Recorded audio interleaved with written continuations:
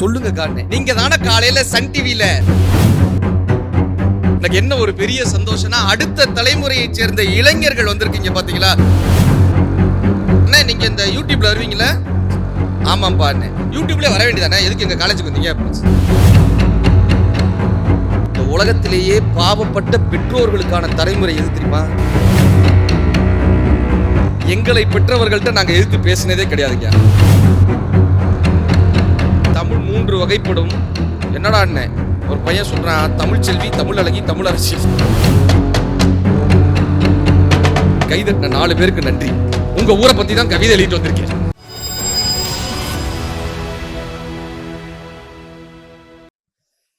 சங்கம் வைத்து பிறந்தவளே, சங்கம் வைத்து பிறந்தவளே, அங்கம் முழுதும் நிறைந்தவளே, கண்ணில் நீராய் கரைந்தவளே, கடவுள் உருவாய் தெரிந்தவளே, மொழியாய் வந்த நிறையே, வள்ளுவன் உரைத்த உரையே, உடம்பில் உயிருள்ள வரையே, தமிழே நீ எனக்கு இறையே.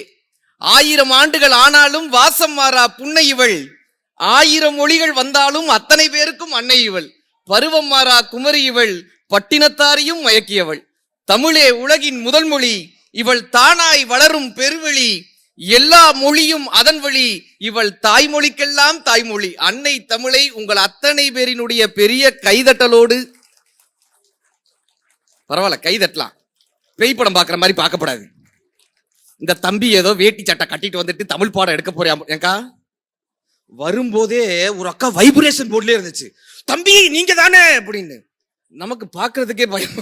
வரும்போது ஒரு டீ கடை இல்லைங்க, டீ குடிச்சுக்கிட்டு இருக்கும்போது ஒரு அக்கா வைப்ரேஷனோடைய போன் எடுத்துட்டு, இந்த போன்ல நீங்க தானே அப்படின்னு.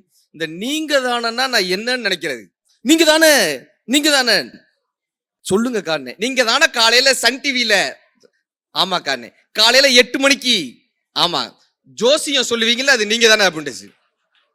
ஜோசியம் சொல்லு, இதுக்கு அந்த அக்கா திட்டிட்டு போயிருக்க.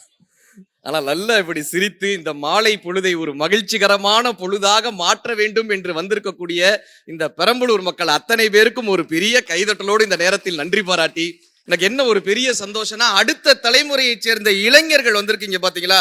உங்களுக்காக ஒரு மிகப்பெரிய ஒரு நன்றியா. இந்த காலேஜில் போய் பேச போனாலே, இன்னைக்கு இருக்கிற இந்த ஜென்சி தலைமுறைகிட்ட காலேஜில் போய் பேச போனாலே முறைச்சு பாக்குறான். ஒரு பொண்ணுலாம் காலேஜில் பேசி முடிச்சோன்னு சொல்லுச்சு, அண்ணா நீங்க இந்த யூடியூப்ல வருவீங்களா? ஆமாம்பா அண்ணே. யூடியூப்ல வர வேண்டியதானே, எதுக்கு எங்க காலேஜுக்கு வந்தீங்க அப்படின்னு. ஏமா அப்படின்னு. யூடியூப்னா இப்படி ஸ்வைப் பண்ணிட்டு போயிடுவோம், நேர்ல முடியாதுண்ணே, 40 நிமிஷம் பேசுவேன். அந்த அக்கா அனுபவிச்சு சிரிக்கிறாங்க, அவமானப்பட்டு வந்திருக்காங்க. யாவர் கருத்து நினும் எக்கருத்தே தான் வரினும், மூடர் எடுத்து நினும் மூவர்தம் சொல்லி நினும், ஒரு கருத்தை மற்றொருவர் ஓங்கி மறுத்திடினும், உருத்தெரியாத ஒருவர் உளறி வைத்து போயிடனும், எழுத்தடுக்கி அன்னவற்றை ஏற்றி அச்சு வாகனத்தில் கொடுத்தருளும் தொழிலாளி, கொள்கை பல கொண்டவனாம், தேவர் அணையவனாம், தெய்வ நிலை கொண்டவனாம், விருப்பு வெறுப்பறியா வெள்ளை மனம் பெற்றவனாம், மக்கள் மனம் மகிழ மங்கள நல் வாழ்வு கொண்டு தக்க நிலையடைய தமிழ்தாய் அருள் புரிவாள் என்று எழுத்தாளர்களையும் பதிப்பாளர்களையும் கண்ணதாசன் ஐயாவினுடைய இந்த வார்த்தையை கொண்டு வாழ்த்தி, உண்மையிலேயே எழுத்தாளர்களுக்கு ஒரு பெரிய கைதட்டல் தரணும். நான் ஐயா கிட்ட வரும்போது கூட சொன்னேன், நாமெல்லாம் வெறும் பரிமாறுறவங்க, எழுத்தாளர்களும் பதிப்பாளர்களும் தான் இந்த புத்தக திருவிழாவினுடைய உயிர் நாடிகள். இத்தனை எழுத்தாளர்கள் வந்து அத்தனை புத்தகங்களை வெளியிட்டாங்கல்ல, அத்தனை எழுத்தாளர்களுக்கும் ஒரு அரங்கு நிறைந்த கைதட்டல் நமது சார்பாக. இன்னும் பல எழுத்தாளர்கள் உருவாக வேண்டும். ஏன் தெரியுமா? இந்த எழுத்தாளர்களும் பதிப்பாளர்களும் தான் அடுத்த தலைமுறையை காப்பாற்றி தருபவர்கள். உண்மையை சொல்லட்டுமா? இந்த உலகத்திலேயே பாவப்பட்ட பெற்றோர்களுக்கான தலைமுறை எது தெரியுமா? பாவப்பட்ட பெற்றோர்கள் யார் தெரியுமா? இந்த 80-90களில் பிறந்து இந்த தலைமுறைக்கு பெற்றோரா இருக்கோம் பாத்தீங்களா? இந்த ஜென்சி தலைமுறைக்கு பெற்றோரா இருக்கோம் பாத்தீங்களா? உலகத்திலேயே பாவப்பட்ட பெற்றோர்கள்னா நாங்க தான். கரெக்டா அனுபவிச்சு கைதட்டுறாங்க, ஆமா அப்படின்னு. ஏன் தெரியுமா? எங்களை பெற்றவர்கள்ட்ட நாங்க எதிர்த்து பேசினதே கிடையாதுங்க. எங்களை பெற்றிருந்தாங்களா, அவங்களை எதிர்த்து பேசினதே கிடையாது. நாங்க ஒண்ணு பெற்றிருக்கோம் பாருங்க, அது எங்களை பேச விட்டதே கிடையாது. என் பையன் 6வது படிக்கிறான், அவன்கிட்ட கேட்கிறேன், தமிழ் எழுத்து எத்தனைடான்னு. பையன்கிட்ட தமிழ் எழுத்து எத்தனைடான்னு. அவன் சொன்னா, உயிர் எழுத்து, மெய்யெழுத்து, உனக்கு மானா பிறந்தது என் தலையெழுத்து அப்படின்னா. உட்கார வச்சு தமிழ் பாடமா எடுக்கிறேயா? இந்த தலைமுறைக்கு கொண்டு போய் தமிழை சேர்க்கணும்னு முயற்சி பண்றோம் பாருங்க. அதற்கு எழுத்தாளர்கள் தான் எங்களுக்கு மிகப்பெரிய ஒரு உதவியாக, அடுத்த தலைமுறைக்கு இருக்கக்கூடிய பெரிய காவலர்கள் எழுத்தாளர்கள். அவங்களுக்காக ஒரு பெரிய நன்றி. இந்த காலேஜில் ஸ்கூல்லலாம் போய் பேசுகிறோமே சார், ஒரு ஸ்கூலில் போய் கேட்குறேன், தமிழ் 3 வகைப்படும். என்னடா அண்ணன் ஒரு பையன் சொல்றான், தமிழ் செல்வி, தமிழ் அழகி, தமிழரசி, இந்த தலைமுறைக்கு தமிழை கடத்தி விட மாட்டோமா? இந்த புத்தக திருவிழா எதற்காக பாண்டாங்க? எதற்காக இந்த புத்தக திருவிழா? இந்த புத்தகம் எது தெரியுமா? யாரோ ஒருவருக்கு வரம் கிடைப்பதற்காக, யாரோ ஒருவர் செய்யக்கூடிய தவம் இந்த புத்தகம். யாரோ ஒருவன் சிகரம் ஏறுவதற்காக, யாரோ ஒருவர் படக்கூடிய சிரமம் இந்த புத்தகம். யாரோ ஒருவருக்கு லாபம் கிடைப்பதற்காக, யாரோ ஒருவர் செய்யக்கூடிய முதலீடு இந்த புத்தகம். யாரோ ஒருவரினுடைய கண்ணீரை துடைப்பதற்காக, யாரோ ஒருவரினுடைய கை எழுகிறதே, அந்த கை எழுத்தாளர்களினுடைய கை. யாரோ ஒருத்தருடைய இந்த புத்தக திருவிழா இவ்வளவு பிரம்மாண்டமா நடத்துறாங்கல்ல, எதற்காகப்பா இந்த புத்தக திருவிழா இத்தனை பிரம்மாண்டம்னா? ஒரு புத்தக திருவிழா வளரும் போது, ஒரு புத்தக திருவிழா நடந்தால் மொழி வளரும். மொழி வளர்ந்தால் இனம் மிளிரும். இனம் மிளிர்ந்தால் தலைமுறை வளரும்.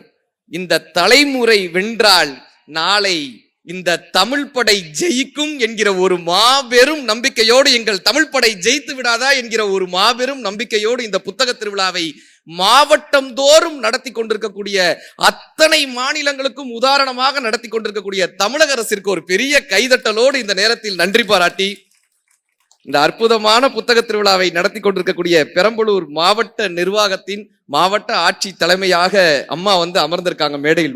ரொம்ப ரொம்ப நன்றி. நல்ல ஒரு பிரம்மாண்டமான ஒரு புத்தக திருவிழா. இத்தனை பேர் அமர்ந்து ரசிக்கக்கூடிய, எங்கள் மாவட்டத்தில் பெரிய அறிஞர்களை உருவாக்கிவிட வேண்டும் என்கிற பெரிய கனவோடு இந்த புத்தக திருவிழாவை நடத்தி கொண்டிருக்கக்கூடிய மாவட்ட ஆட்சி நிர்வாகத்தை சேர்ந்த அத்தனை பேருக்கும், ஆட்சி தலைவர் அவர்களுக்கும் ஒரு பெரிய கைதட்டலோடு இந்த நேரத்தில் நன்றி பாராட்டி, பெரம்பலூர் மக்கள் பண்பாட்டுக் கழகம் மற்றும் பப்பாசி நிறுவனத்தினுடைய தலைவர் அவர்களுக்கும் செயலாளர் அவர்களுக்கும், இந்த புத்தக திருவிழாவை மாவட்டம் தோறும் தனது தோளில் எடுத்து நடத்தி கொண்டிருக்கக்கூடிய இந்த பப்பாசியினுடைய அத்தனை பெரியோர்களுக்கும் ஒரு பெரிய அரங்கு நிறைந்த கைதட்டு. சார், உண்மையிலேயே சந்தோஷமா இருக்கு. இந்த பெரம்பலூர்ல சாதாரண மண் கிடையாது. இந்த பெரம்பலூர் எப்படிமா, காவேரியின் கரங்கள், காவேரியின் கரங்கள் கனிவை கொடுக்கிறது. பெரம்பலூர் காவேரியின் கரங்கள் கனிவை கொடுக்கிறது. ரஞ்சன் கோட்டை வரலாற்றை உரைக்கிறது. காவேரியின் கரங்கள் கனிவை கொடுக்கிறது. ரஞ்சன் கோட்டை வரலாற்றை உரைக்கிறது. மக்கள் மனங்கள் மகிழ்ச்சியாய் இருக்கிறது. பச்சை மலை போல் பசுமையாய் செழிக்கிறது. சாத்தனூரில் மரங்கள் பாறையாய் இருக்கிறது. சாத்தனூரில் மரங்கள் பாறையாய் இருக்கிறது. இந்த பெரம்பலூரில் மக்கள் மனங்கள் பாரியாக இருக்கிறது. மக்கள் மனங்கள் பாரியாக இருக்கிறது.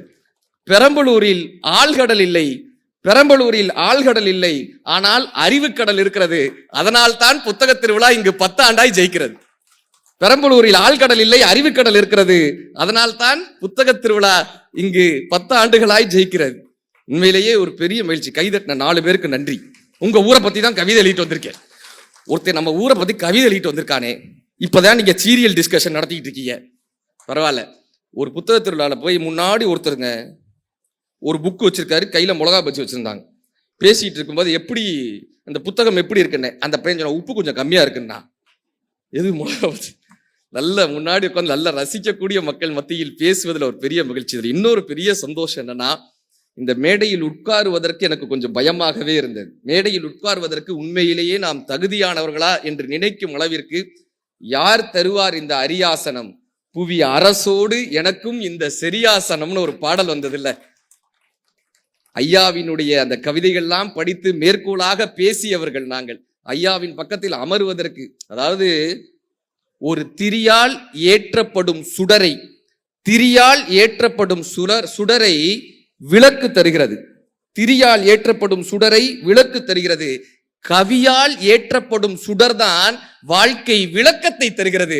அப்படி தனது கவி சுடர் மூலமாக எத்தனையோ பேர் வாழ்க்கையில் விளக்கேற்றி வைத்த எங்கள் கவிதை பித்தன் ஐயா அவர்களுக்கு ஒரு பெரிய கைதட்டலின் மூலமாக இந்த நேரத்தில் நன்றி பாராட்டி, அடுத்ததாக எங்க அக்கா பட்டிமன்றத்தில் நாயகி, பட்டிமன்றத்தில் நாயகி, பாட்டு மன்றத்தில் பாடகி, கம்பன் கழகத்தில் சேவகி, தெய்வ உரையில் தேவகி, அவர்கள்தான் எங்கள் புதுக்கோட்டை பாரதி. மிகப்பெரிய ஒரு பேச்சாளர். அவர்களெல்லாம் பார்த்து பார்த்து பார்த்து கவலைப்படாங்க, தமிழ் பாடம் எடுக்க போறது இல்லை, பூமர்ன்றாங்க. ஏதாவது இந்த மாதிரி கவிதை சொன்னார், பிரதர் பூமரா. நல்ல ஒரு அற்புதமாக தமிழை கொண்டாடக்கூடிய இந்த தருணத்தில் எதுக்காகப்பா இந்த புத்தக திருவிழான்னாங்க. உண்மையிலே கேட்டா, நாமெல்லாம் வாழ்கிறோம். ஆனால் வாழ்கிறோமான்னு ஒரு கேள்வி வருது இல்ல? கரெக்டா? இப்போ ஒரு ஃபங்க்ஷன் நடந்துருச்சு, ஏதோ ஒரு பொங்கலோ ஃபங்க்ஷன் ஆயிடுச்சுன்னா என்ன பண்றோம்? நம்ம இப்போ புத்தக திருவிழாக்கு வரோம், உடனே ஒரு செல்ஃபி எடுத்து ஸ்டேட்டஸ் போட்டுருவோம்ல, சிரிச்சுக்கிட்டே இருக்கிற மாதிரி ஒரு ஸ்டேட்டஸ் போடுறோம்ல. ஒரு பொங்கல் முடிஞ்சிருச்சுன்னா அப்படி எல்லாரும் ட்ரெஸ் மாட்டிட்டு ஒரு ஸ்டேட்டஸ் போடுறோம்ல. உண்மையிலேயே இந்த குடும்பத்தில் மகிழ்ச்சியாக வாழ்கிறோமான்னு ஒரு கேள்வி வருது இல்ல? எல்லார் வீட்லயும் ஃபேமிலின்னு ஒரு குரூப் இருக்கா? வாட்ஸ்அப்ல யாரும் யார்ட்டையும் பேசுறதே கிடையாது. இந்த குரூப்ல தான் பேசிக்கிறாங்க ஃபேமிலியில. அம்மா தோச்சா ரெடியா? அந்த அம்மா அங்கேயும் அனுப்புது, தோச்சா ரெடி, உனக்கும் கிடையாது உங்க அப்பனும் கிடையாது, ரெண்டு பேரும். உண்மையிலேயே ஸ்டேட்டஸ் போடுகிறோமே, மகிழ்ச்சியாக இருப்பது போல ஸ்டேட்டஸ் போடுறோம்ல, ஆனால் மகிழ்ச்சியாக இருக்கிறோமா? நாமெல்லாம் வாழ்கிறோம், ஆனால் வாழ்கிறோமான்னு ஜெயகாந்தன் ஒரு கேள்வி கேட்பார். நாம் நினைக்கின்ற வாழ்க்கைக்கும், நாம் எப்படி வாழ வேண்டும் என்று நினைக்கின்ற வாழ்க்கைக்கும், நாம் எப்படி வாழ்கிறோமோ இந்த வாழ்க்கைக்கும் இடையிலான ஒரு போராட்டத்திலேயே நம் வாழ்க்கை முடிவடைஞ்சிருது. என்ன நல்ல மகிழ்ச்சியா இருக்கிற மாதிரி காட்டிக்கிறோம்.